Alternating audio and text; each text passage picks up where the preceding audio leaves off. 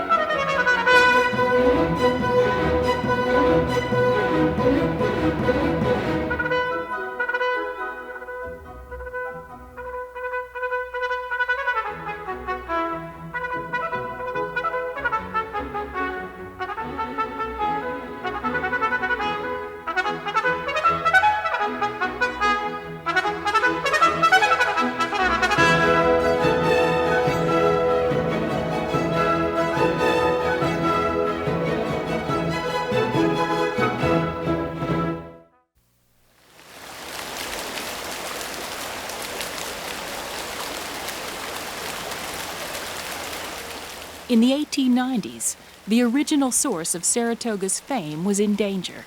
The springs were drying up. What began to happen in the 1890s, roughly, was that companies were discovering that you could take the gas out of the water, you could pump that gas out of the water, and it could be sold. Ironically, the carbon dioxide gas that was extracted from the springs was being used in soda fountains so they could make their own carbonated beverages.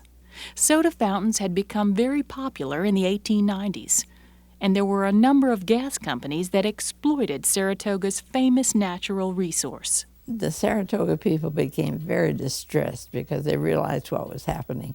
They were ruining the springs, extracting all the CO2 gas and letting the water run away. Total waste. One of the people who was influential in the efforts to save the springs was Spencer Trask, a wealthy financier. Trask and his wife Katrina lived on the Otto Estate, which has been an artist's retreat since 1924. When Trask died in a tragic train accident, a memorial was built to acknowledge his role in the fight to save the springs. The memorial is located in Congress Park. It's called The Spirit of Life. The bronze sculpture is by Daniel Chester French, who created the famous statue of Abraham Lincoln in the Lincoln Memorial. French considered this female figure to be one of his best pieces. She holds a bowl of perpetually flowing water, which represents the springs at Saratoga. In 1909, the state of New York passed legislation which established the state reservation at Saratoga Springs. The state bought all the springs and acquired the property that was owned by the gas companies. Some of the springs were capped, water pressure was restored, and the springs revived. One of the gas company buildings was converted into the first Lincoln bathhouse. In time, the project grew more and more ambitious. The idea was to create a health spa for the public that would rival the great spas of Europe. Dr. Walter McClellan became the first medical director. In 1932, Dr. Grace McGuire Swanner was McClellan's assistant. Many patients had said after they spent the summer here, taking the baths and getting the treatments, if they had arthritis, that was improved. And the cardiovascular system was improved. They breathed better. They were better. I would hear such reports as, I'm never going to miss another summer at the spa. Franklin Delano Roosevelt was no stranger to this type of therapy. And when he saw what the group here was trying to do, he saw real potential in it. Under his sponsorship as governor, the place just abounded in terms of the planning. Everything in what they knew as the spa is health-oriented. The golf course, the original golf course, was designed by a doctor from Germany as a cardiac golf course.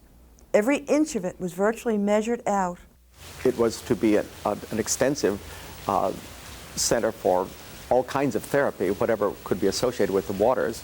And even the Gideon Putnam Hotel was to be exclusively for patients that were participating in the curative effects of these waters. And the wonderful arcades that are so beautiful architecturally were specifically conceived of for rolling wheelchairs.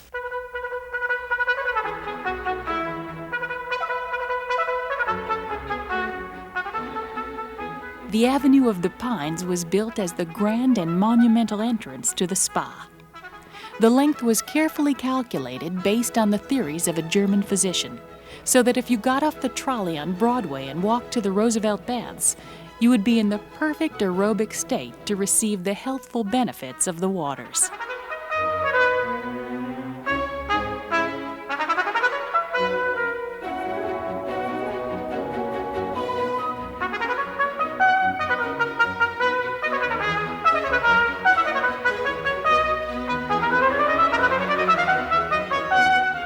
The spa was completed in 1935. The design drew inspiration from an Italian Renaissance villa and from colonial Williamsburg. The facades of the main buildings are reminiscent of Greek temples. All of the buildings were laid out in a grand design. Normally we think of such impressive architecture as devoted to government buildings of great significance, or art museums, or libraries, particularly in this period, but to have all this grandiose effect devoted to spring waters, bathing, drinking waters is rather astonishing when you think about it. Of course, the other side of it is that all this immensely costly construction, all this is pumping money back into a weakened economy, and it's functioning in a WPA kind of way in supporting the surrounding area. And so probably a lot of this grandiose effect might not have been here if we weren't in the midst of a depression, and if Roosevelt wasn't president, and if Roosevelt didn't use his influence to steer $3 million some here from the Reconstruction Finance Corporation.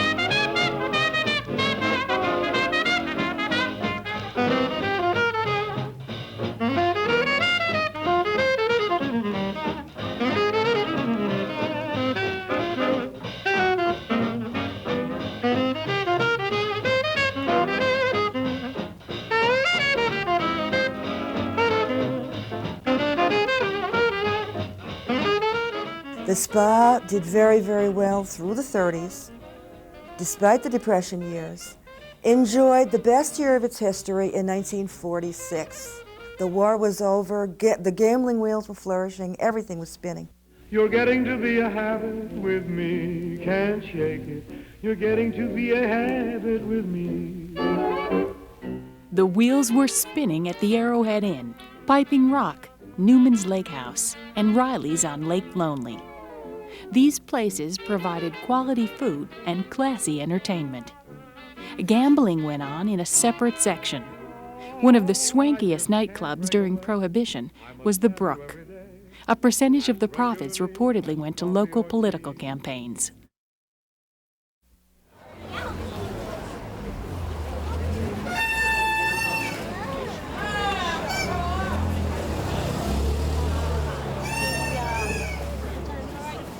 freezing out.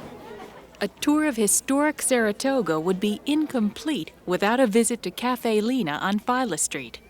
It opened in 1960 and is the oldest continuously running coffee house in America.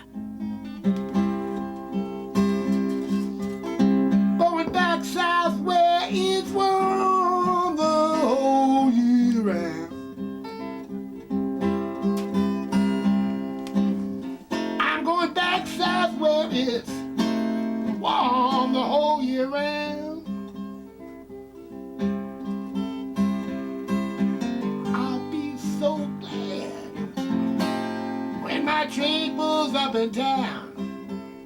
Dave Van Ronk has been a regular at Lena's since it first opened. Originally, Bill and Lena Spencer had the idea that it would be a coffee house with music and theater. All the singers who were working down in the village, there was a sort of a conveyor belt between McDougal Street and Phyla Street. And Bob Dylan worked here once or twice. Bill had to climb up on the stage in the middle of Bobby's show and shut the audience up. You know, Bill was outraged. You people, you don't know what you're listening to. Why don't you shut up and listen? I don't remember if they did or not, probably not. Of course, the city fathers were appalled by the place. People over at the school were, oh, well, it was, self-evident that drugs, free love, free sex, free beer, the whole thing was going on. And they were convinced that this was a hotbed of communism and lechery. Unfortunately, they were wrong. But there was a lot of petty harassment, for the first 2 or 3 years. Once she had committed herself to this place, there was nothing that was going to turn her around. I mean, she would just tough it out. She kept this place going because it was her place, and she simply was not going to admit defeat.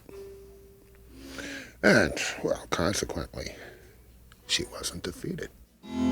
Let her go, God bless her. Wherever she may be, she may search this wide world over, never find a sweet man like me.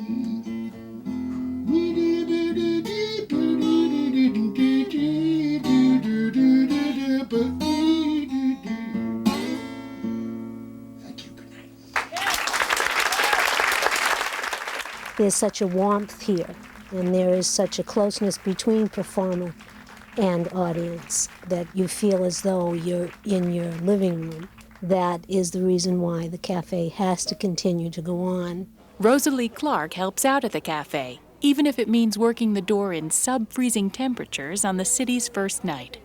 Rosalie was one of the founding members of Cafe Lena, Inc., the not-for-profit group that kept the cafe going after Lena Spencer died.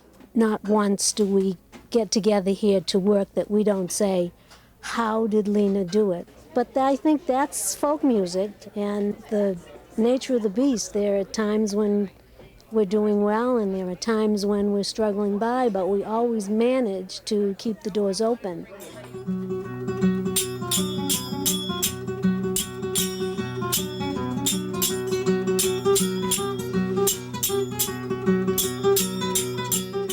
Right next door to Cafe Lena is another famous spot in Saratoga. Hattie's has been on Phyla Street since 1970. Before that, it was on the west side of town. Hattie Mosley Austin ran the restaurant and called it the Chicken Shack. Myra Young Armstead, a professor of African American history, talked to Hattie before she retired. When did you first open up your Chicken Shack? I opened up the Chicken Shack in 1938 down at 107 Federal Street. And a half a fried chicken was $50. Oh my goodness. And they'd wait till the biscuit get done and wait till the chicken get done. I would just put the biscuits in the oven when I'm frying the chicken. I didn't keep biscuits cooked up. So it got so I had to keep them cooked up. There was so many coming. Yeah. So was this crowd a mixed crowd? Was it mainly black? It was a mixed crowd. It was a mixed crowd. And then began, it go ahead on until I opened up down here. It always was a mixed crowd. So you started off by yourself? All alone. Yeah. And I only had $4 when I hit Saratoga, coming out of Miami.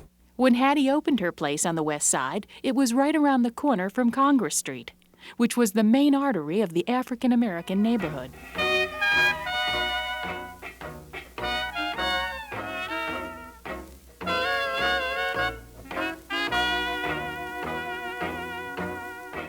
Congress Street was a gay street, but we were forbidden to go over there. And it was called Red Light District. But we used to sneak over sometimes to see what was happening. And of course it was Jack's Big Cabaret there. And they had houses then, red light houses. And they, well, it was like prostitution, but I mean, it was legal, I guess, because the street was from one end to the other.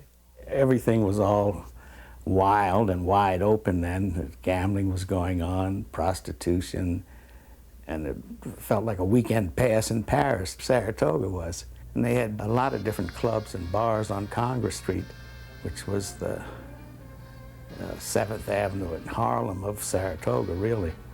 Dawn the dream, my dream each night. You say you love me and you hold me tight.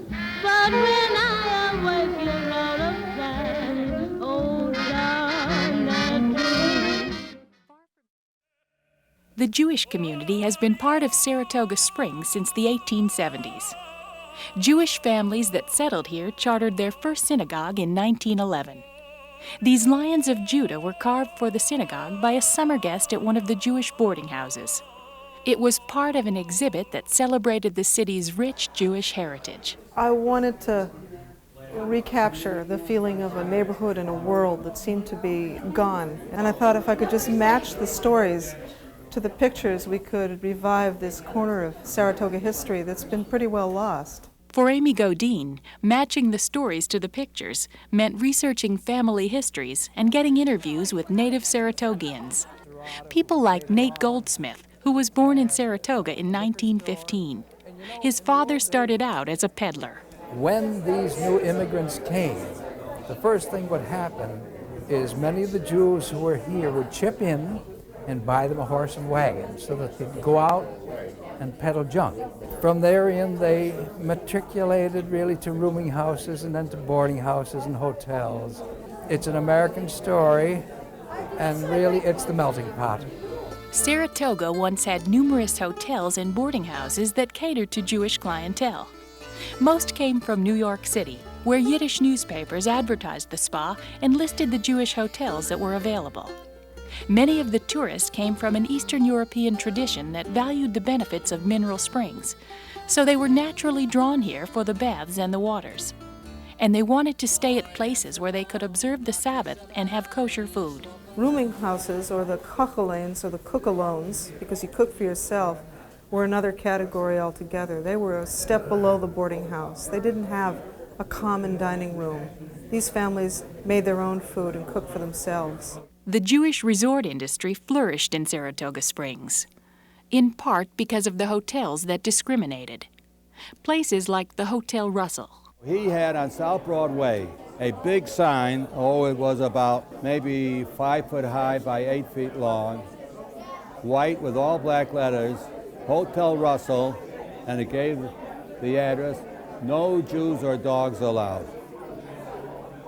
And that was your entrance into Saratoga Springs that people saw. At that time, it was only Route 9. In spite of an undercurrent of anti-Semitism, Jewish families generally got along with their neighbors. You must remember that they all were, at that time, immigrants, that age element. And as such, they all knew what it was like to be harassed and to be persecuted. If there was a problem with harassment, the local chapter of B'nai B'rith would deal with it. And there were other Jewish organizations like the Aladdin Club. It provided low-interest or no-interest loans for the startup costs of new businesses. Then there was the Jewish Athletic Club, which had its own basketball team, and the Young People's Club, which had dances. Sam Siegel met his wife there. Older Saratogians may still remember some of the thriving Jewish businesses that were in town. Dorothy and Lou Zelikovsky ran a souvenir and gift shop at the Grand Union Hotel. Max Katz ran Katz's Newsroom on Broadway. And on Congress, there was a bakery run by Max Fallick. He called himself the grandson of the grandson of the son of the Bagel King and inventor of the bagel of Romania.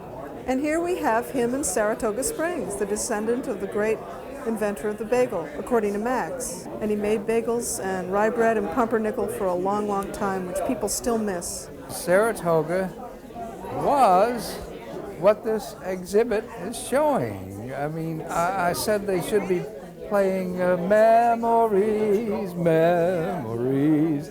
You know, this is nice.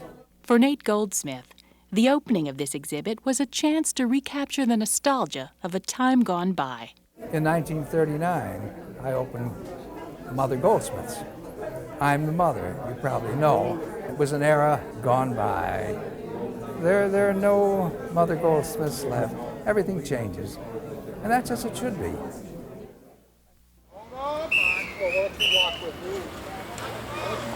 Folks, watch the cars coming out of the gate, please.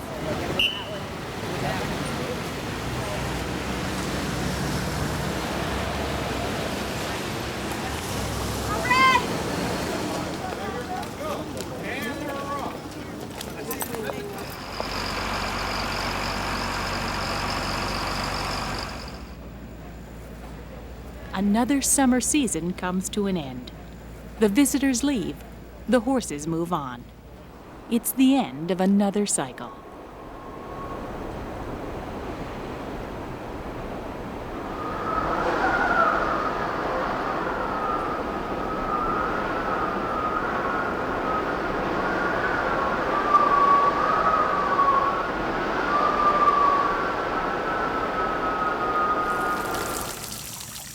Saratoga really is a unique place. People here sometimes talk about it as having a sense of place, but it's really a lot more than that. I mean, it's a state of mind, really. It's indefinable. You can't really capture Saratoga, I don't think, almost in any art form, because it is a kind of a state of mind. If you walk around the streets, it's really more than walking around an old Victorian town.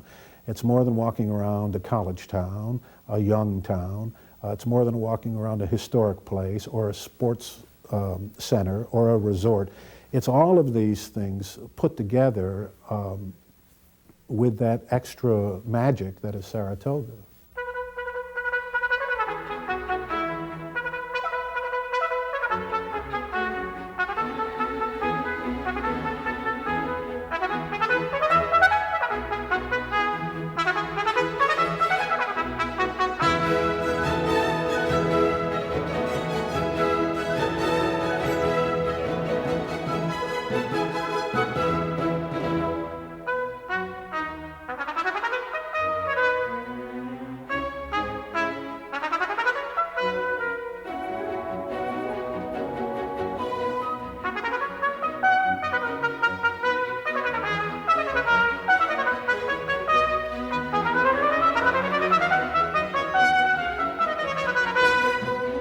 You can purchase a copy of Historic Views of the Spa City or any program in the Historic Views series from Shop WMHT.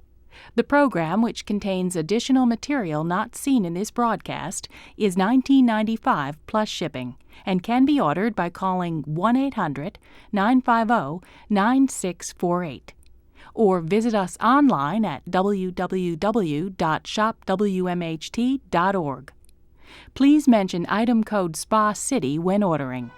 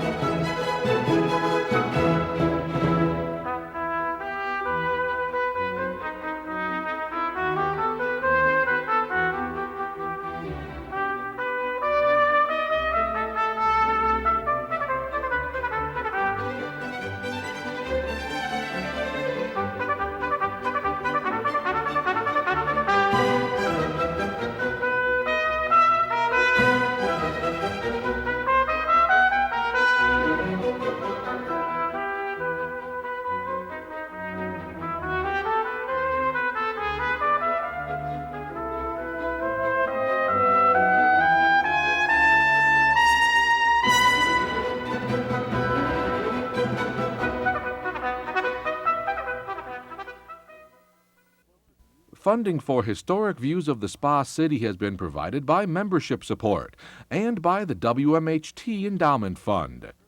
By Stewart Shops, they are closer to you with a history of commitment to enhance each local Stewart Shop community. By the Adirondack Trust Company, offering a full range of services to meet your financial needs, the Bank of Saratoga. And by Skidmore College in Saratoga Springs, New York, celebrating 75 years of excellence in the liberal arts and sciences.